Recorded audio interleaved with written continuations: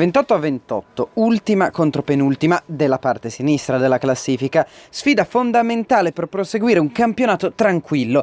A 13 partite dalla fine ogni punto diviene sempre più prezioso. Serie D Girone, Ligorna Montecatini, benvenuti. 17esimo, angolo Ligorna, gira Brizzi, ma Biggeri è super.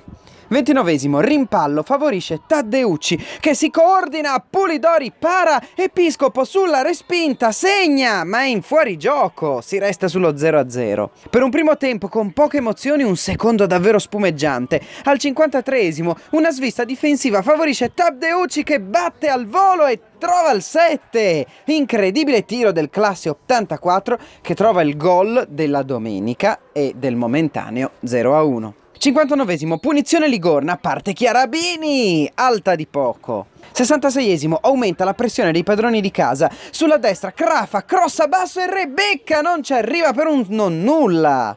2 minuti dopo, Zunino dalla sinistra, è veloce, si accentra, lascia partire lo shoot, Biggeri vola. 90esimo, punizione di Chiarabini, Valenti segna, ma si alza la bandierina, gol annullato. Rivediamo insieme la posizione di Valenti, reputata irregolare dall'arbitro. Avrà preso la decisione corretta? A voi la sentenza. 93esimo, ultimo assalto, cross, sponda di Rebecca in appello da pochi metri trova un Biggeri fenomenale.